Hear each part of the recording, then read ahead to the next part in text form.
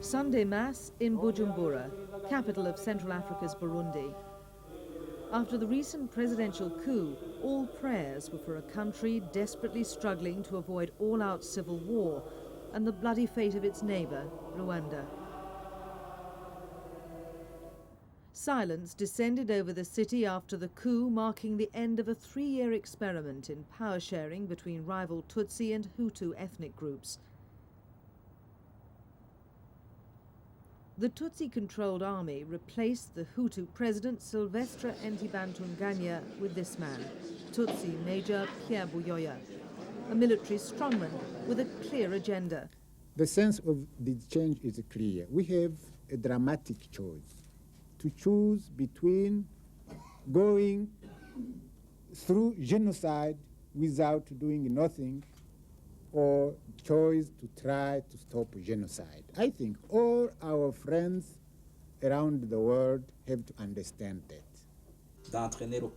Ousted President Ntibanguntanya described the coup as a catastrophe for Burundi.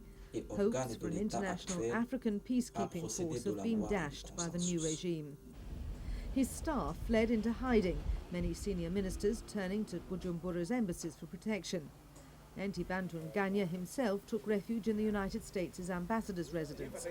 The international community, caught between old friends and the new order, could only watch and wait. At the presidential palace, Tutsi activists urged the new ruler against a return to democracy in the peace process. 3 years and 150,000 murders have convinced the Tutsi minority, concentrated in the capital, that a military solution is the only option. They're braced for war.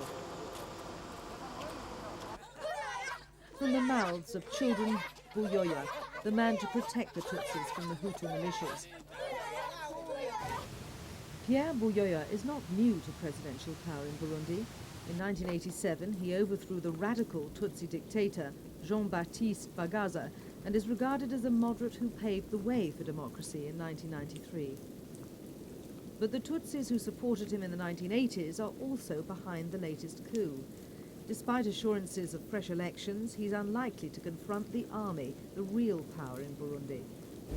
Newly installed, he posed for the world's media in the grounds of the presidential palace, a safe pair of hands to steer the country from genocide. Whatever his good intentions, his people are baying for revenge.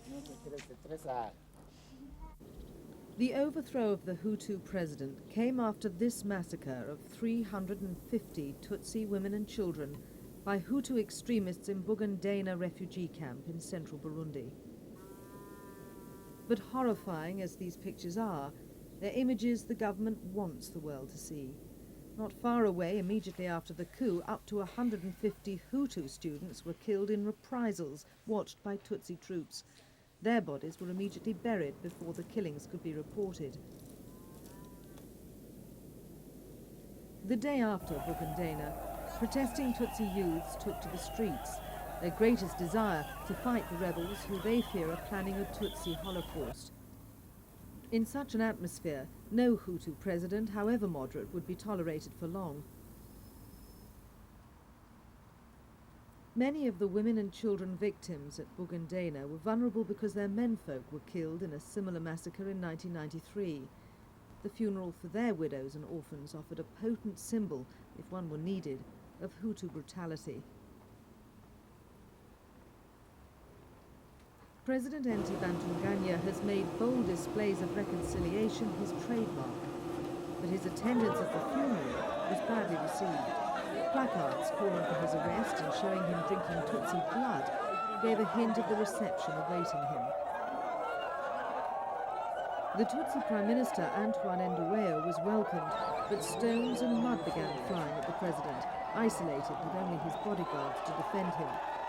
The half-hearted protection from the army was the clearest indication he had lost what power he ever had. Hours after these pictures were taken, he was in the United States' ambassador's residence, his rule effectively over. What the women and children who survived Bugandena saw on the night of the killing, few can imagine. But the ramifications of the violence are profound. Now Hutus and Tutsis are locked in a deadly conflict, No one expects a lasting settlement soon. Burundi's grieving Tutsis can take little comfort from their new dominance. The international community has condemned it, not least the country's neighbours who've been planning economic sanctions. In Bujumbura, there's a refugee camp for 5,000 Hutus who've come to escape Tutsi violence. It looks little different from the way Bugundena camp once looked. It's run by 2 American missionaries, Carl Johnson and his wife. They've been fully supported by the government so far. The government is taking good steps. They assured us here of special protection anytime we need to call them. One of the highest officers in the country sent a person yesterday to say that if you have any problem, call us, we're right with you. But belying Carl Johnson's confidence is the question everyone is asking. Can the new president stop Tutsi reprisals for the massacres like that of Bugundena before the cycle of violence turns Burundi into another Rwanda?